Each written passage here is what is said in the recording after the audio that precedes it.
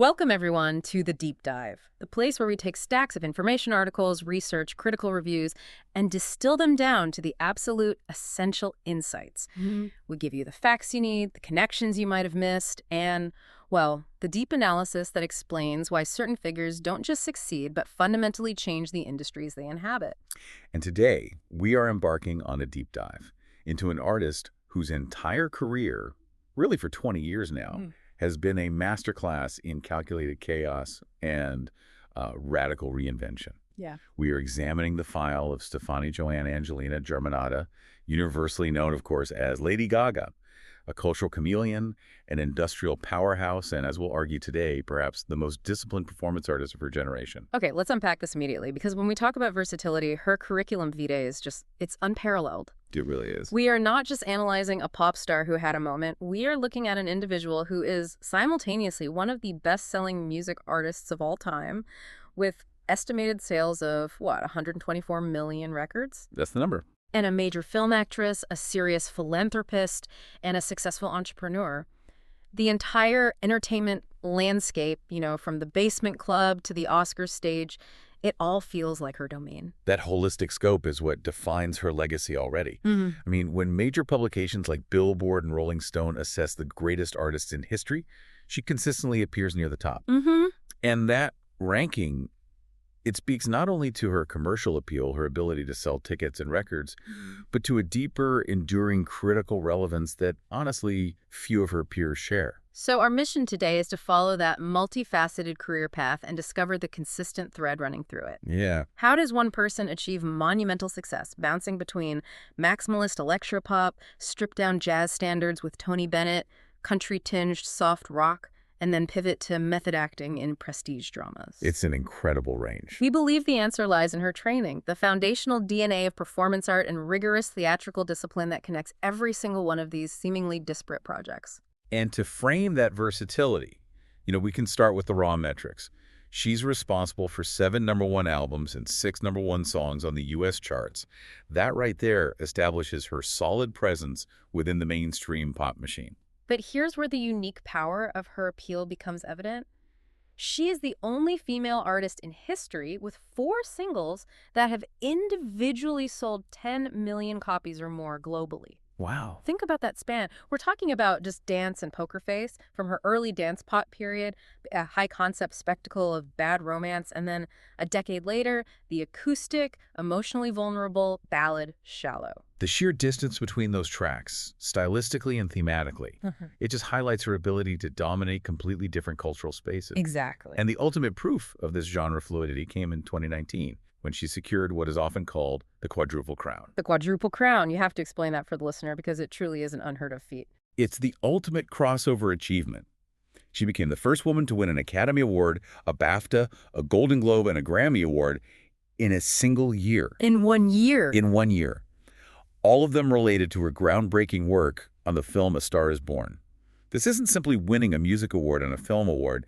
It's sweeping the highest honors in acting, songwriting, and soundtrack production simultaneously. And beyond that historic sweep, she has amassed, 14 Grammys, 22 MTV Video Music Awards, 2 Golden Globes. And, demonstrating that career span, even a Sports Emmy Award later in her career for her music direction during a Super Bowl pregame tribute. It's incredible. She is less a specialist and more an artistic generalist who just happens to achieve mastery in every field she enters. And as you suggested, this massive public spectacle, the costumes, the viral videos, the reinventions, it's all actually built upon an intensely rigorous, disciplined foundation. That foundation is Stefani Germanotta, the musician and the actress. So let's rewind to the beginning, to the roots of that discipline. Stefani Angelina Germanotta was born on March 28, 1986, into a pretty privileged environment. Oh, very much so. An upper-middle-class Catholic family of Italian ancestry living on the Upper West Side of New York City. Right. It's a background that screams old New York money and structure. Her parents, Cynthia, who is a notable philanthropist, and Joseph, an internet entrepreneur, they ensured she had the best education and training. Absolutely. And the key takeaway from this era is the emphasis on musical discipline. Yeah. She started playing the piano at age 4. And the detail that stands out to me is how she learned. She primarily taught herself music by ear, rather than relying strictly on reading sheet music. Which is so telling. It is. That ear-based approach is often linked to genuine virtuosity and the ability to absorb and mimic different genres quickly, which, I mean, it completely foreshadows her later fluidity. Precisely. That inherent musicality allowed her to move beyond just the technical execution of classical piano and into interpretation. Coupled with this, she attended the highly exclusive, private, all-girls convent of the Sacred Heart. Right. But the true Rosetta Stone for her future career trajectory is her theatrical training. Tell us more about that, because this isn't just a high school drama club. We're talking about serious, fundamental training. For a full decade, she studied method acting at the Lee Strasberg Theater and Film Institute. This is crucial context. The Strasberg method emphasizes psychological realism, where the actor deeply immerses themselves into the emotional life of the character. She wasn't just planning to be a singer, she was training to become a professional performer. Lady Gaga, the pop icon, is merely the first most extravagant character she ever played. That reframes everything. So she wasn't pursuing pop fame haphazardly. She was preparing a theatrical vehicle. I mean, she was starring in major high school productions like Guys and Dolls, and a funny thing happened on the way to the Forum, already using that dramatic training. Yes. And yet, despite this high-achieving discipline background, she was simultaneously struggling socially. She described her high school self as very dedicated, very studious, very disciplined, but also a bit insecure. And here is the core friction we see throughout her career. Exactly. She felt like a misfit and was routinely mocked by her peers for being too provocative or too eccentric. That early rejection, that feeling of being marginalized for her unique style is so powerful. It defined the very brand, the embrace of the monster identity, and the championing of outcasts that she would later turn into a global phenomenon. It was an authentic response to early pain. This internal tension, this push-pull between the polished student and the eccentric artist, led to her first major disruptive choice. In 2005, during her second year, she withdrew from NYU's Tisch School of the Arts. Right, from the Collaborative Arts Project 21. That's a huge academic commitment to just walk away from. What was the driving force behind that decision?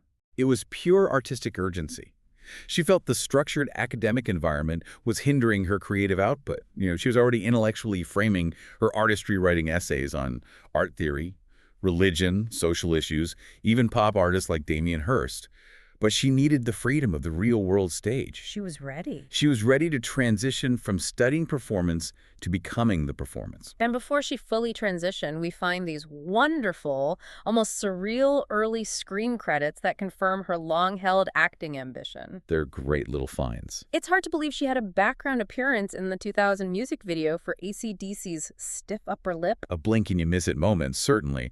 But then we have the more famous uncredited role in 2001 in The Sopranos. Oh, right. She played a high school student in the episode The Telltale Musadel.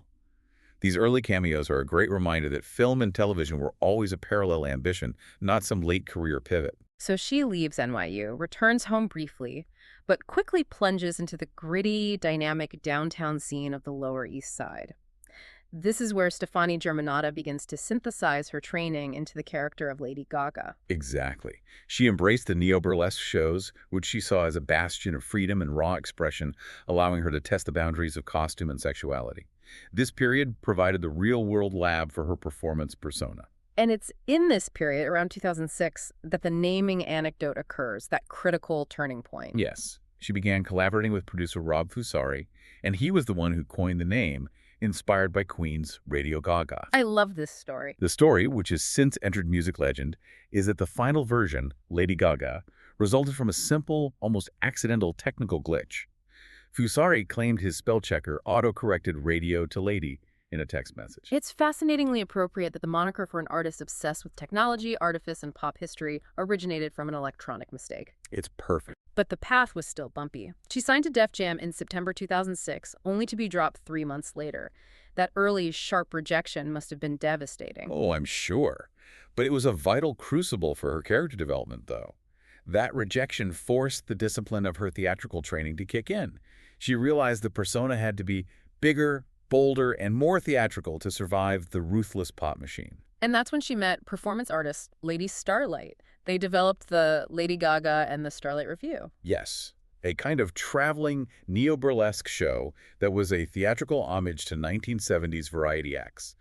a conscious attempt to bring high-concept performance art to the underground club scene. And that show was effective. Her performance at Lollapalooza in 2007 caught the attention of Vincent Herbert, leading to a signing with Streamline Records Interscope. And the final seal of approval, however, came from a genuine pop superstar. Akon. He was so impressed after hearing her reference vocals for another artist's track that he called her his franchise player and convinced Interscope's Jimmy Iovine to form a joint deal with his Con Live distribution. That kind of high-level belief must have accelerated her timeline dramatically. Absolutely. And simultaneously, she locked down a publishing deal with Sony ATV. This meant that even as she was prepping her debut, she was already writing hits for established artists like Britney Spears and Fergie. This gave her insight into the mechanics of high-level pop songwriting and demonstrated her intrinsic value to the industry immediately. So she moves to Los Angeles in 2008, and the first major strategic move is establishing the creative collective that would translate her vision, the House of Gaga. This collective was so much more than just a styling team. It was consciously modeled on Andy Warhol's The Factory. The analogy is perfect. Warhol blurred the lines between high art and commercial production, creating a rapid-fire studio environment where art, design, film, and celebrity were produced at an almost industrial rate. And that implies artistic control and speed of output. The House of Gaga included designers, filmmakers, and stylists who could execute her extravagant, changing vision almost instantaneously. It meant she wasn't relying on external creative directors. She was the director, and the house was her ready-made crew. And the first major product of this collaboration was The Fame, released in August 2008. The sound was meticulously crafted electropop and dance pop, designed for maximum commercial impact. Musically, it was heavily influenced by the structured sounds of 1980s pop, the energetic pulse of 1990s Europop. And specifically leveraged the production genius of Redone. Let's focus on that production style for a moment. Redone was absolutely key. He gave her that distinctive, highly synthetic, almost robotic vocal delivery paired with immense driving beats. And the lyrical themes, focusing on the lust for stardom and the aspirational nature of celebrity, were perfectly matched to that maximalist sound. The results were immediate and global. Just Dance and Poker Face became instant anthems. The success of Poker Face is almost unbelievable in retrospect. It wasn't just a U.S. #1, but a global phenomenon that sold 9.8 million copies in 2009 alone, making it the world's best-selling single that year. And speaking of longevity, that single spent a record 83 weeks on Billboard's digital songs chart. That is so far beyond a fleeting trend that demonstrates a sustained cultural dominance that few tracks achieve. And the initial success was legitimized by the Grammys. The Fame won Best Dance Electronic Album, and Poker Face won Best Dance Recording. She had successfully delivered the pop spectacle. Right. But the next project would deepen the performance art aspect dramatically. That brings us to the Fame Monster. Though technically it was released as an EP and a reissue in 2009, it felt like a crucial shift in her persona. She embraced a darker, more macabre aesthetic. It was the necessary artistic critique of her own success. The project explored the dark side of fame, using these monster metaphors, a direct response to the pressures and the psychological toll of sudden celebrity. Musically, she drew inspiration from darker glam rock acts while keeping the danceability of, say, ABA disco. And the visuals for this era were arguably her most defining up until that point. Bad Romance was an instant visual landmark. It truly defined the early viral video era. The music video became the most watched video on YouTube by April 2010 and cemented her status as a visionary director of her own image. Rolling Stone later listed it among the 100 greatest music videos of all time. And that video was less a promotional tool and more a short, high-budget, avant-garde film. Exactly. And that high-concept visual style inevitably led to controversy. She was rapidly establishing herself as a shock artist, testing societal boundaries. The video for Alejandro, with its religious iconography and provocative imagery, was deemed blasphemous by the Catholic League, generating intense media attention. And who could forget the 2009 MTV VMA performance? The blood-splattering, dramatic rendition of Paparazzi. Oh, that was pure performance art. An aggressive theatrical statement about the consuming nature of fame, literally ending the performance in a bloody heap. It brought the theatricality of the avant-garde directly into mainstream primetime. That relentless commitment to spectacle, fueled by her theatrical discipline, powered her touring success. The Monster Ball Tour, running from 2009 to 2011, grossed a staggering $227.4 million. And to put that in perspective, that figure set a new record as the highest-grossing concert tour for a debut headlining artist. The speed and scale of her commercial ascent were just unprecedented. It proved audiences were hungry for high-concept musical theater. Beyond the music, this period saw her early entrepreneurial moves, leveraging her brand aesthetic into other products. She collaborated with Monster Cable Products for the Heartbeats by Lady Gaga headphones. And in 2010, she took on a more significant creative role, partnering with Polaroid as their creative director and launching the Gray Label line. Which was important. It was, because she wasn't just lending her image. She was actively shaping product design, demonstrating her intent to integrate visual technology and art into business strategy. The Warhol model applied to corporate partnerships. But beneath the spectacle, the relentless pace introduced personal difficulties. The legal challenges started early. Her former producer, Rob Fusari, filed a highly publicized lawsuit claiming he was owed a 20% share of earnings and demanding damages. Right. And while the New York Supreme Court later dismissed both the lawsuit and her countersuit, these early battles highlighted the high-stakes financial landscape of her sudden success. And at the same time, health challenges were starting to surface. She revealed a borderline positive diagnosis for lupus and autoimmune disease. She stressed that she was managing the symptoms, but it was an early indication that the constant, physically grueling commitment to the Gaga persona was starting to take a serious toll on Stefani Germanotta's body. Moving into the 2011 era, we reach the apex of her maximalist pop identity with the album Born This Way. Yes, this album was less about the lust for fame, as the fame was, and more about the burden and identity forged by it. Musically, it was still aggressive dance pop, but she infused elements of electronic rock and industrial techno, making the sound harder and more demanding than her debut. And thematically, it was explicit and highly political, tackling identity, sexuality, religion, and freedom head-on. And the messaging wasn't subtle. She deployed lyrics not just in English, but included French, German, and Spanish passages, demonstrating a globalized, universalist political message. The album became a defining text for the LGBTQ+ movement globally during that period. The commercial success was legendary. The title track earned the Guinness World Record for fastest-selling single on iTunes, achieving over 1 million downloads in less than a week. Incredible numbers. Strategically, why was this song such a powerful cultural force right then? Well, it arrived at a cultural moment when identity politics and the struggle for LGBTQ+ rights were peaking in the public consciousness. The song served as an anthem, validating marginalized communities worldwide. Its debut atop the Billboard Hot 100 was historic, too. It became the 1,000th #1 single in the history of the chart, cementing it as a watershed moment in pop history. Visually, this era was her most elaborate persona exploration. We saw the continuation of the theatrical, high-concept approach, including her appearance in drag as her male alter ego, Joe Calderone, at the 2011 VMAs. And that alter ego wasn't just random costumery. It was an extension of her acting training. She explained that she created Joe Calderone to explore deeper identity questions, specifically what she was looking for in men and also what I was maybe lacking in myself. It was a temporary persona, a method acting exercise brought to the global stage. But almost immediately, we saw the pendulum swing toward vulnerability. She released the music video for The Edge of Glory, which sharply contrasted with the high production value of her previous work. Oh, yeah. It just showed her dancing alone on a fire escape and walking a lonely street in a simple outfit. That contrast was a conscious artistic statement. It told the audience that even the pop spectacle had a vulnerable human underneath. It was a brief, necessary grounding before she launched into the monumental tour that followed. The Born This Way Ball Tour was massively successful, generating $183.9 million globally. But this is where the physical cost of the spectacle finally imposed a hard stop. Yes. The tour was abruptly halted when she suffered a severe labral tear of her right hip. It required intensive surgery and forced the cancellation of the remaining dates. The financial implications were significant, requiring an estimated $25 million in ticket refunds. Wow. That wasn't just a physical setback.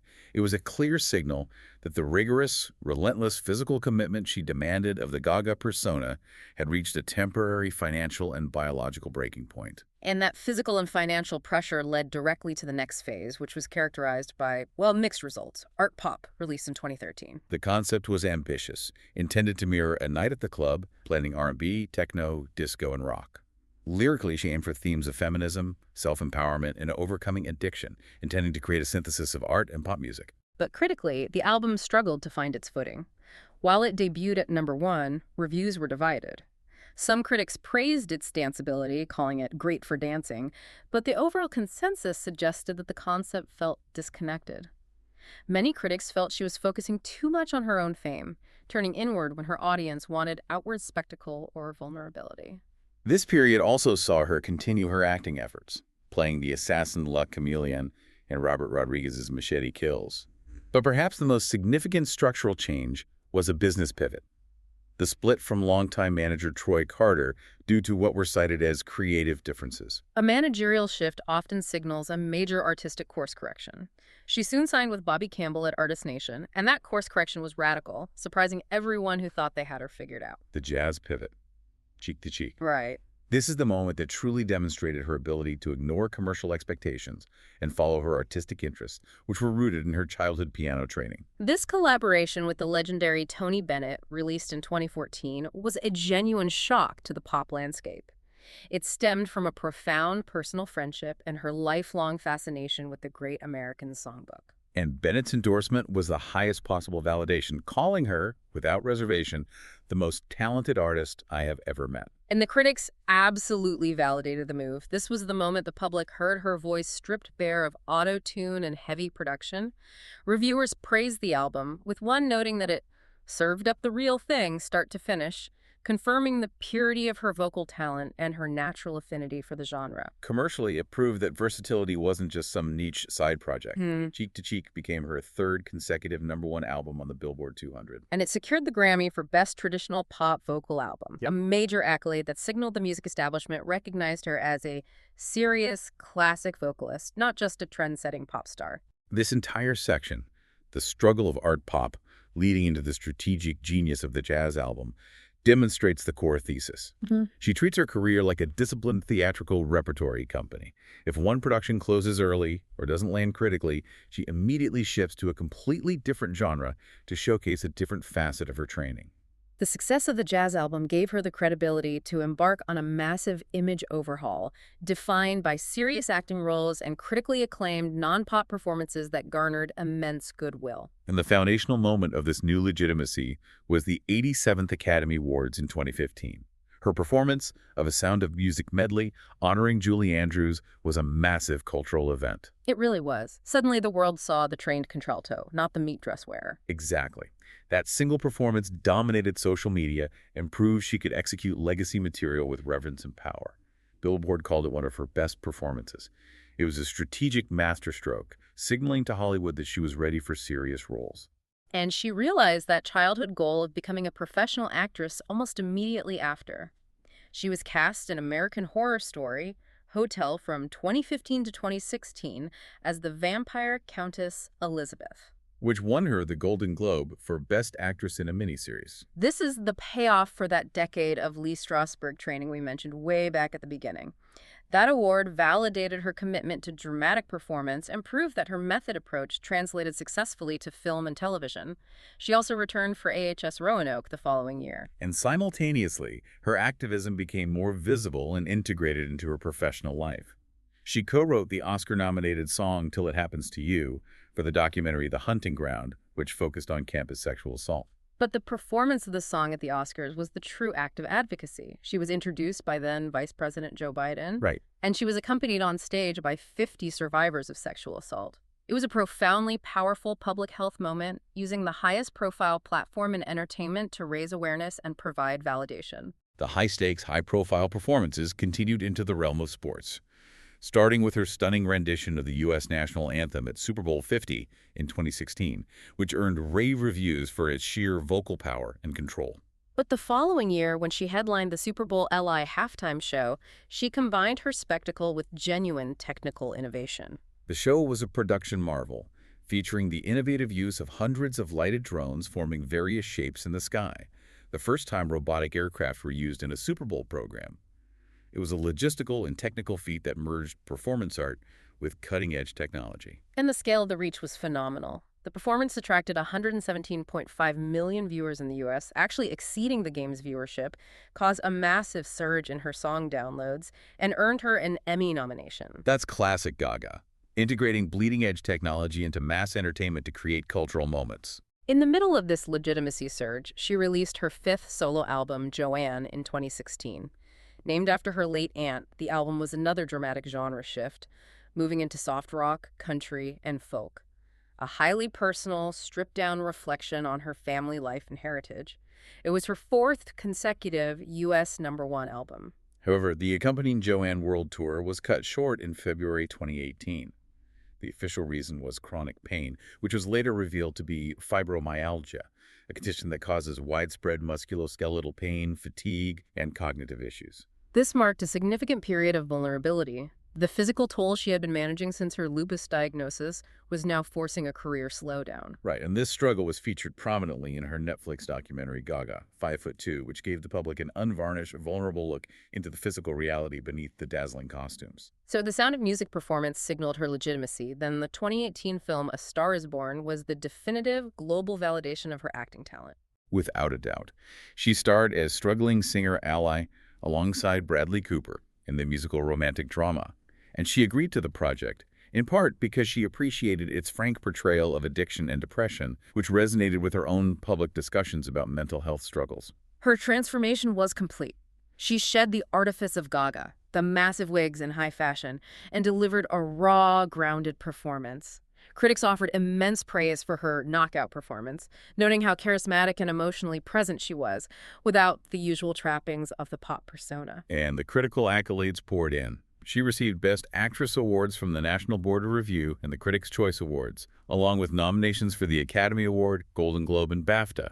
She was now recognized as a serious dramatic actor in addition to being a pop icon. And the soundtrack was integral to the performance. She and Cooper co-wrote and produced most of the music, and crucially, she insisted that they perform all the songs live in the film. Which is so important. That insistence on authenticity and immediacy is what separates it from so many other musical films.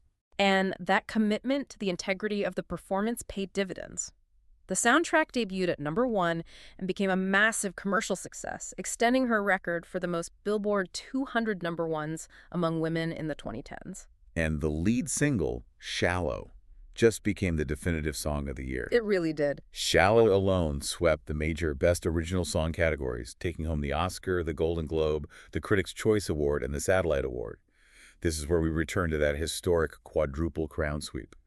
Her collective contribution to the soundtrack made her the first woman in history to achieve those 4 top awards in a single year. It is a defining milestone of cross-platform artistic mastery. Shifting gears slightly, this phase also saw her make a major strategic move toward logistical stability with her Las Vegas residency, signing the commitment Lady Gaga Enigma plus jazz and piano. This residency perfectly encapsulated her duality. It was split into 2 distinct shows. Enigma focused on her theatrical pop hits, maintaining the spectacle and high production value her monsters expected. While the Jazz and Piano Show featured the Great American Songbook and stripped-down versions of her own songs. It allowed her to feed both sides of her artistic identity, the Gaga persona and the Germanotta vocalist, without sacrificing either. And leveraging her status as a fashion icon and her connection to her fans, she launched her own business venture, House Laboratories, in September 2019. This was a direct extension of the House of Gaga philosophy. It was a vegan cosmetics brand launched exclusively on Amazon, prioritizing accessibility and immediate success. It demonstrated her acumen as a businesswoman, achieving immediate success by reaching #1 on Amazon's best-selling lipstick list shortly after launch. As we move into the 2020s, the theme seems to be consolidation, continued records, and an even deeper dive into serious acting. The COVID-19 pandemic hit just as she planned her next pop album, Chromatica, released in 2020. This album was a very deliberate return to her dance pop roots after the personal reflection of Joanne. Lyrically, however, it addressed her deeply personal struggles with mental health and trauma, framing the dance floor as a place of healing. And it became her 6th consecutive U.S. #1. And the collaboration with Ariana Grande, Rain on Me, was a commercial powerhouse that delivered a major industry record. Yes, the duet debuted at #1, making Gaga the 3rd person in history to top the U.S. chart across 3 different decades, the 2000s, 2010s, and 2020s. It's an undeniable achievement in multi-generational relevance. It is. And it also won the Grammy for Best Pop Duo Group Performance. She maintained her high-profile involvement in public service, leveraging her platform for political engagement. Having previously endorsed Joe Biden, she was tapped to sing the U.S. national anthem at his inauguration in January 2021. This era, however, also saw that surreal collision between her global celebrity and mundane, terrifying reality. We have to mention the February 2021 incident, the shooting of her dog walker, Ryan Fisher, and the theft of her two French bulldogs, Koji and Gustav. She immediately offered a massive $500,000 reward, highlighting the high stakes and genuine danger associated with her celebrity. Thankfully, the dogs were recovered unharmed, and the shooter was later sentenced to 21 years in prison. The incident was a jarring reminder that the private life of Stefani Germanotta is inseparable from the spectacle surrounding Lady Gaga. Her acting commitment escalated even further with Ridley Scott's House of Gucci in 2021, where she portrayed Patrizia Reggiani. This is where the method acting training came into full, intense force. It was bordering on extreme. She dedicated herself fully, learning an Italian accent for the duration of the shoot and staying rigorously in character for 18 months. 18 months. What was the physical and mental cost of that level of sustained performance? It took an extraordinary toll. Her commitment was so intense that toward the end of filming, she required the support of a psychiatric nurse to accompany her on set to help manage the mental stress of inhabiting that character for so long. Critics universally praised her performance as note perfect. But that story tells you everything about the physical and mental cost of her art. For her, acting is not pretending. It is temporary inhabitation. That same year, she closed the chapter on her remarkable jazz collaboration with Love for Sale, her second and final collaborative album with Tony Bennett, which earned them yet another Best Traditional Pop Vocal Album Grammy. And we saw more high-profile soundtrack work in 2022 with Top Gun: Maverick, where she co-wrote the nominated song Hold My Hand and contributed to the score alongside giants like Hans Zimmer. She truly operates across all musical fronts simultaneously. And she cemented her touring dominance again with the Chromatica Ball in 2022, her first all-stadium tour. It was a massive undertaking, grossing $112.4 million from only 20 dates, making her the highest-grossing female touring artist of 2022. Which brings us right up to the latest high-impact phase, the Mayhem era spanning 2024 and 2025. She starred as Harleen Lee Quinzel alongside Joaquin Phoenix in the musical thriller sequel Joker. Folie à deux. Playing Harlequin is a massive commitment to theatricality, but she immediately leveraged the film role into a multimedia event by releasing a companion album, Harlequin, inspired by the character, in late 2024. Both Harlequin and her subsequent 2025 pop album, Mayhem, saw her working closely with her fiancé, Michael Polanski, who served as co-executive producer and co-wrote several key tracks.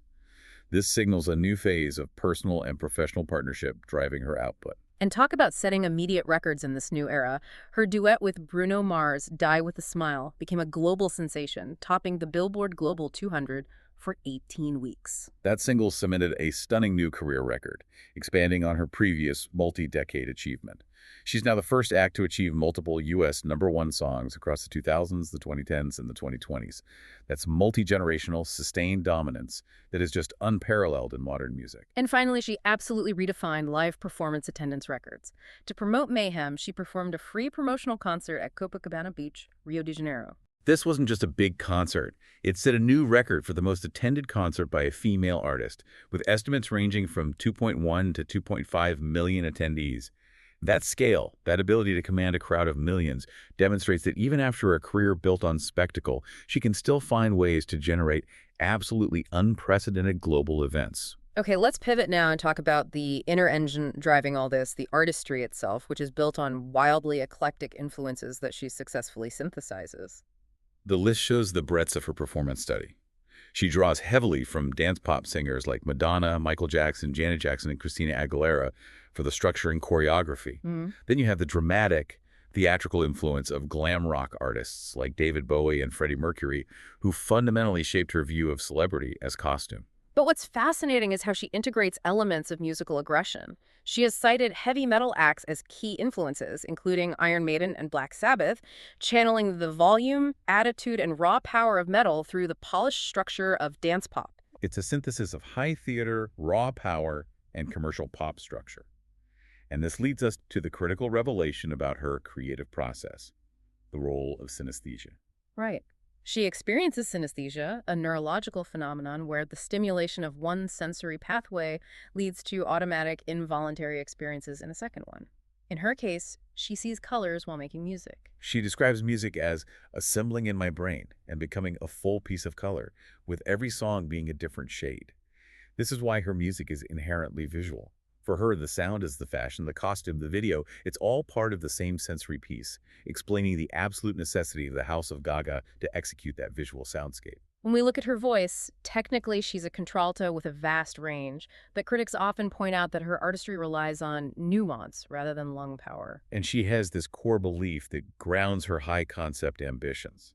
The idea that all good music can be played on a piano and still sound like a hit. That belief is the connection back to Stefani Germanotta, the disciplined pianist. It ensures that no matter how complex the production, the song's fundamental architecture is sound, allowing her to credibly pivot to jazz standards or strip-down ballads like Shallow. But the public identity is equally rooted in her phenomenal visual output. Her music videos, often described as short films, feature constant costume changes and address heavy themes of sex, violence, and power. She identifies as a little bit of a feminist, focusing specifically on sexual empowerment within these visuals. Billboard recognized her command of the medium, ranking her 6th on its list of the 100 greatest music video artists of all time, noting that she is synonymous with culture-shifting music videos. And we absolutely cannot discuss her visual legacy without discussing the most singular, culturally disruptive piece of clothing she has ever worn. The meat dress. The meat dress. The raw beef dress worn at the 2010 MTV VMAs, accessorized with matching boots and a purse. The public reaction was immediate and polarized. PETA found it understandably offensive, viewing it as disrespectful to animals. But the crucial context, which often gets lost in the sensationalism, is that she wore it as a direct political protest. She wore it to speak out against the U.S. military's highly discriminatory don't ask, don't tell policy. Right. Stating that if we don't stand up for our rights, we risk having as many rights as the meat on our bones. That symbolic purpose elevated the dress from mere shock value into a piece of political performance art. And the legacy confirms its cultural significance. It was later preserved and displayed at the National Museum of Women in the Arts, and in 2015, it was inducted into the Rock and Roll Hall of Fame. It is a perfect metaphor for her entire career. An outrageous act executed with such precise political intent that it transcends fashion and enters the realm of cultural history. It's no wonder Time named her one of the all-time 100 fashion icons, recognizing her continuous, outlandish use of self-presentation from plastic bubbles to Kermit the Frog dolls as a perpetual evolving art project. Moving from the spectacle to the substance, we look at the immense scale of her activism, which often operates quietly alongside her massive commercial ventures. Her philanthropic efforts started very early. After the devastating 2010 Haiti earthquake, she didn't just join a collective track, she donated the entire proceeds from a January 2010 concert to the Reconstruction Fund, raising $500,000. And she's also been a massive force in the fight against HIV/AIDS, collaborating with Cyndi Lauper and MKD Cosmetics for the Viva Glam line, which has raised over $202 million globally. And in the wake of the pandemic, her leadership in the COVID-19 relief effort was monumental. She curated the One World Together at Home benefit concert in 2020 in collaboration with Global Citizen to benefit the WHO's response. That benefit concert raised an astonishing $127 million. Wow. Putting it on par with Live Aid as one of the highest-grossing charity concerts in history. Yeah. That demonstrates her unparalleled ability to leverage her celebrity network and global platform for immediate, massive financial impact. This dedication to youth empowerment and mental health led to the Born This Way Foundation, or BTWF, co-founded in 2012 with her mother. Yes, it focuses specifically on youth empowerment, mental health resources, and anti-bullying initiatives, direct extensions of the emotional themes found in her music. The foundation has been highly creative in its delivery, including the Born Brave Bus drop-in center that followed her tours, creating physical safe spaces for her young fans. They've also forged major partnerships with corporate entities like Office Depot and Starbucks to fund their mission. And this sustained dedication was formally recognized in 2023 when President Joe Biden appointed her as co-chair of the President's Committee on the Arts and Humanities. Her advocacy for the LGBTQ+ community is arguably the bedrock of her initial career success. As a bisexual woman, she has consistently attributed much of her breakthrough to the gay community and is universally regarded as a modern gay icon. Her advocacy has been hands-on and political, as evidenced by the meat dress protests against the Don't Ask, Don't Tell policy in 2010. But perhaps the most emotional advocacy moment came after the tragic suicide of bullied teenager Jamie Rodemeyer, who referenced her in his final tweets. I remember that. Following that tragedy, Gaga used her platform to meet with President Obama directly to address anti-gay bullying in American schools. She has continued to be politically outspoken, publicly criticizing political figures, including Vice President Mike Pence in 2019, for their stance on LGBTQ rights. This powerful global platform and outspoken nature, however, has led to significant international resistance and censorship. Oh, definitely. We have clear examples globally. Malaysian radio stations censoring Born This Way lyrics, and notably, the systematic censorship by the Chinese government. After her 2016 meeting with the Dalai Lama, China swiftly banned 6 songs from her album and later banned her distribution entirely, demonstrating the geopolitical friction her activism creates. But those external resistances only underscore her immense cultural legacy at home. She is broadly credited as one of the key musicians who popularized synth pop in the late 2000s, and for treating her celebrity itself as an evolving art project. Time famously noted that she practically invented the current era of pop music as spectacle, influencing the next generation of pop artists who prioritize visual identity and theatricality, artists like Billie Eilish, and the drag-inflected showmanship spirit seen in Chappell Roan's work, which owes a direct debt to the Gaga playbook. And her cultural impact isn't limited to pop charts. She is now the subject of rigorous academic study with numerous higher education courses focusing on her influence. Like Lady Gaga and the Sociology of the Fame at the University of South Carolina, and Gaga for Gaga, Sex, Gender, and Identity at the University of Virginia. It's amazing. And here is perhaps the most fun, surprising detail that speaks to the sheer strange breadth of her legacy. She had literally been immortalized by science. Tell me. Several species have been named in her honor, including a genus of ferns, Gaga, an extinct mammal, Gaggadon minimonstrum, and a parasitic wasp, Aliotes gaga. From the Rock and Roll Hall of Fame to the Botanical Garden and the Paleontology Lab, Lady Gaga's persona truly exists completely outside the normal human celebrity experience. Absolutely. So what does this all mean? We started with Stefani Germanotta, the classically trained pianist and disciplined method actress, and followed her trajectory through the explosive breakthrough fueled by performance art and massive pop anthems. We saw her navigate the subsequent successful phases, embracing stripped-down jazz standard mastery, demanding cinematic dramatic acting, and large-scale, impactful activism. The versatility is not accidental. It is utterly connected back to that serious, disciplined foundation she laid as a child. The key takeaway is the profound scope of her artistic conquest and the strategic control she maintains. She is one of the few artists in modern history who managed to achieve global, record-breaking commercial success across 3 wildly different fronts simultaneously. Maximalist pop music, earning serious critical accolades for stripped-down jazz, and winning major awards for dramatic method acting.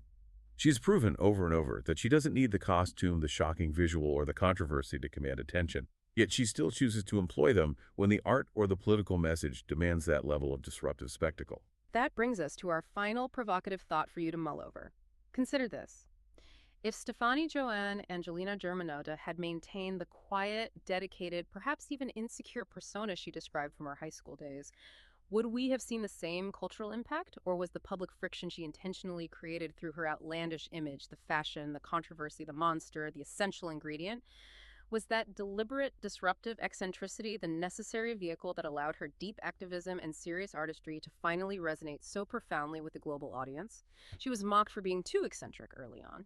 Today, that eccentricity is both her meticulously managed brand and her undeniable lasting legacy.